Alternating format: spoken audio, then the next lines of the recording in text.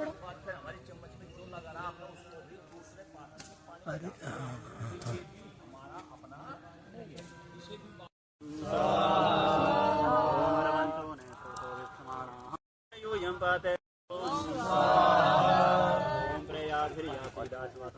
अरे हमेशा बोलती है तो आज मैं पहली बार पालन कर लेती हूँ।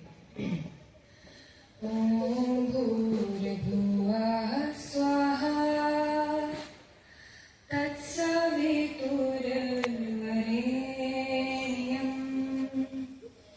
भर्गो देवस्य धीमहि धियो यो नः प्रचोदयात्। तुमने हमें उत्पन्न किया, पालन कर रहा है तू,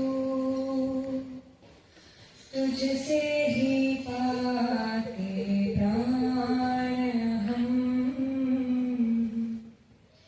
दुखियों के कष्ट हरता तू।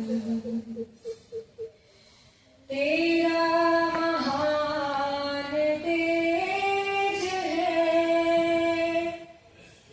छाया हुआ सभी स्थान, सृष्टि की वस्तु वस्तु में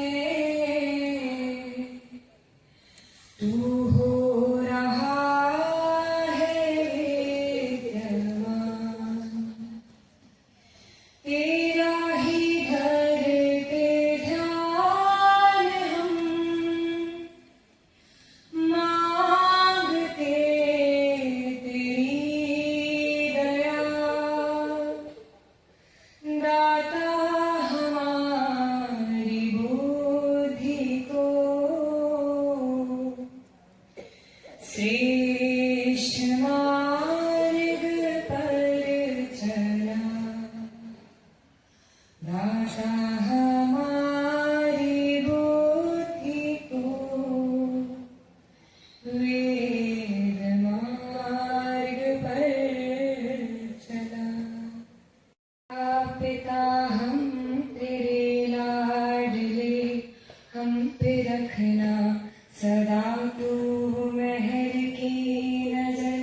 तू हमारा पिता हम तेरे लाडले, हम पे रखना सदा तू मेहर की नजर। माफ करना हमें ना समझ जान कर, हमसे हो जाए कोई खता भी अगर। तू हमारा पिता हम तेरे लाडले, हम पे रखना सदा तू मेहर की नजर।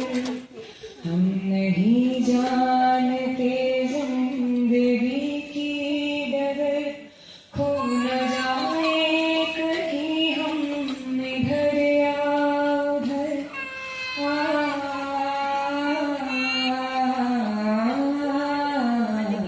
हम नहीं जानते जिंदगी की डगर, खो न जाए कहीं हम इधर या उधर।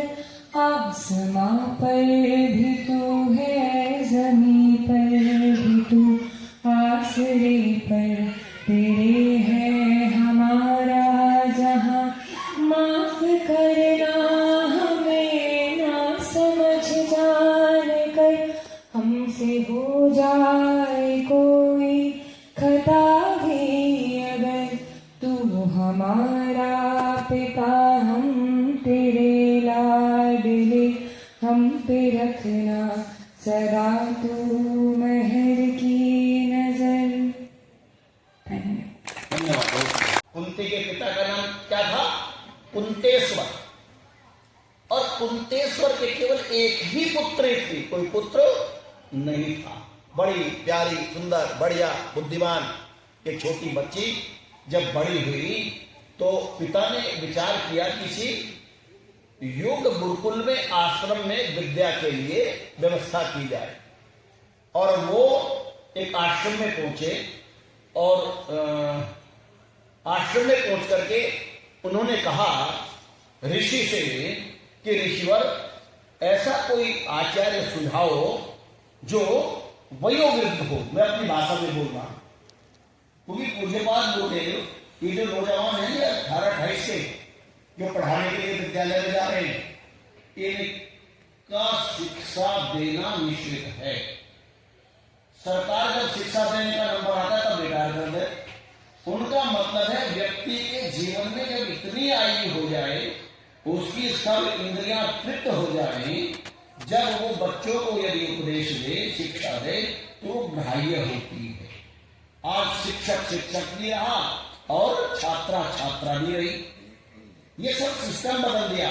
इसीलिए वानप्रस्थ में जाकर के व्यक्ति को विद्या प्रदान करने का एक सिद्धांत हुआ करता था। तो कुंतेश्वर ने यही कहा कि महाराज कोई ऐसा आचार्य सुझाओ जिससे बेटी को शिक्षा दी जा सके। तो उस समय उन्होंने एक ऋषि का नाम लिया और उन्होंने उनके आंगन में, उनके गुरुकुल में कुंती को प्रविष्ट करा दिया। और कुशाग्र बुद्धि वाली ये कुंती बड़ी होनहार, खूब शिक्षा दीक्षा ग्रहण करने लगी। जैसे कक्षा 6-7-8 में जाते, ऐसी शिक्षा दीक्षा ग्रहण करती हुई ये युवा हो गई, जवान हो गई, तेजस्विनी हो गई। और धीरे धीरे धीरे धीरे जब एक रोज गुरु के आश्रम में, जैसे भाई यहां भी आ जाती हैं, आश्रमों में आते हैं, विद्यालय में बाहर के भी आते हैं, एक ऋषि पुत्र का आगमन हुआ जिसका नाम था श्वेत मुनि। उस ऋषि का क्या नाम था? श्वेत मुनि। हम क्या कहते हैं कि सूर्य कर्ण किसका है? सूर्य का। लेकिन अपभ्रंश होकर के श्वेत मुनि से अपभ्रंश होकर के हमने क्या कह दिया? सूर्य का पुत्र कह दिया, सूर्य पुत्र कर्ण। तो श्वेत मुनि जब आश्रम में आए, आश्रम में आकर के, क्योंकि कुंती भी युवा हो रही थी, श्वेत मुनि भी मानो देखो बड़े तेजस्वी थे। तो पूज्यपाद गुरुदेव कहते हैं कि देखो मनुष्य की बुद्धि मनुष्य को कहां से कहां पतन की ओर ले जाती है। तो मानो पूज्यपाद कहते हैं कि श्वेत मुनि के मन के अंदर कुछ विचार परिवर्तन होने लगे। कुंती को दृष्टिपात किया तो दोनों में मानो देखो वार्ता हो गई। और वार्ता होने के बाद उन्होंने वो कृत्य किया, क्योंकि वो रजस्वला थी। उस समय उनके विचारों में जब परिवर्तन आया तो मानो देखो कर्ण माता कुंती के गर्भ में स्थापित हो गया। श्वेत मुनि जब ये कर्म, श्वेत मुनि से जब कर्म हो चुका था गुरु आश्रम में, तो उन्हें अपना ज्ञान की चक्षु जो खुली, उन्होंने ये महापाप हो गया है, अब मैं क्या करूं। तो उन्होंने इस पाप के प्रायश्चित के लिए अपने जीवन को तपाना शुरू किया और कंदराओं में विचरण करने लगे। याग आदि प्रारंभ किया, प्रभु उपासना, प्रतिदिन अन्न का परित्याग किया और वहां से चले गए। अब जब ये प्रक्रिया सामने आई, सामने तो आ नहीं थी, आज नहीं तो कल, तो द्रौपदी को कुंती के मन में भी ये भाव पैदा हुआ कि मैं क्या करूं, अब मैं क्या करूं। तो वो निसंकोच होकर से, पाप से रहित होकर के अपने गुरु के सामने गई और गुरु से सारी वार्ता कह सुनाई। इतनी तो बुद्धि होती है, व्यक्ति को तुरंत बुद्धि आती है। तब गुरु से ये बात कही और पूछा कि गुरुदेव अब मैं क्या करूं। तो गुरुदेव ने कहा मैं क्या कर सकता हूं, अब मैं क्या कर सकता हूं। अब तुम एक काम करो, बालक को जन्म दो। आज तो कहता अबॉर्शन करवा लो फटाफट, कराने नहीं, गर्भपात। तो गुरु ने कहा ना, तुम इसको जन्म दो। और जन्म देने के लिए प्रेरित कर दिया उस समय कुंती ने गुरु के साथ बैठ करके सूर्य के ऊपर अनुसंधान करना प्रारंभ कर दिया, क्योंकि गलती हुई थी। उसके मन में यह था कि तेरे गर्भ से उत्पन्न होने वाला बालक बड़ा तेजस्वी हो, वो सूर्य विद्या को जानने वाला हो, वो चंद्र में रमण करने वाला हो। इस प्रकार की विचारधारा को लेकर के कुंती बालक के साथ वार्ता करने लगी। वो समय आ पहुंचा जब बालक का जन्म हुआ। जब जन्म हो गया तो कुंती ने गुरु से कहा कि गुरुदेव, अब मेरा पितृगृह जाने का समय हो गया है, अब मैं क्या कहूंगी, अब मैं पिता से क्या कहूंगी। तो बड़ा असमंजस। उन्होंने कहा ठीक है पुत्री, तुम एक काम करो, इस बालक को त्याग दो। एक योजना थी, कुंती के गुरु की एक योजना थी, क्योंकि व्यक्ति योजना तो पहले ही बना लेता है। तो उन्होंने एक आसन का निर्माण कराया। भाई आसन तो आसन है, आप ये भी तो आसन है जिसको फेरी कहते हैं, इसमें तो बैठ करके हम आए, उस समय की भाषा थी। तो एक आसन का निर्माण कराया कुशा के, जिसमें कुशा लगी हुई थी, और इन्होंने कहा कि तुम इसको गंगा में त्याग दो। देखो योजना, आज के लोग ये कहते हैं कि ऐसा क्यों कर दिया, तो गंगा में त्याग दो। और कुंती ने वो आसन बना करके उस बाल्य को गंगा में उसका परित्याग कर दिया। कुछ दूरी पर जाकर के श्वेत मुनि आश्रम बना करके रहते थे उसी गंगा के किनारे। तो श्वेत मुनि के ब्रह्मचारी ने उस बालक को ग्रहण कर लिया और वो बालक श्वेत मुनि के आश्रम में अध्ययन करने लगा। यानी कि उस बालक को यदि शिक्षा किसी ने दी तो उनके पिता श्वेत मुनि ने ही दी। अब हमने उसको श्वेत मुनि को क्या बना दिया, सूर्य पुत्र।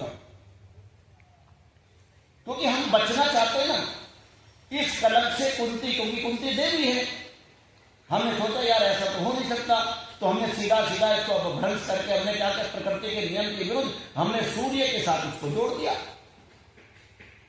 तो उस ऋषि का नाम था श्वेत केतु। श्वेत केतु ने ही कर्ण को अपने आश्रम, उस बालक को अपने आश्रम में शिक्षा दी।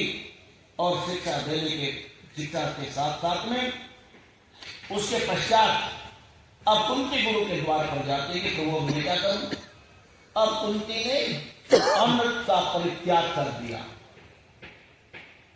अन्न का परित्याग कर दिया और प्राण साधना में लग गई, जिससे ये पाप नष्ट हो सके।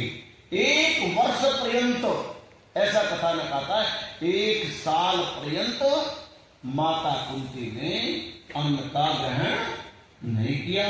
वनस्पति, जल और गायत्री छंदों में परिणित रहते हुए उसने अपने पाप का प्रायश्चित किया।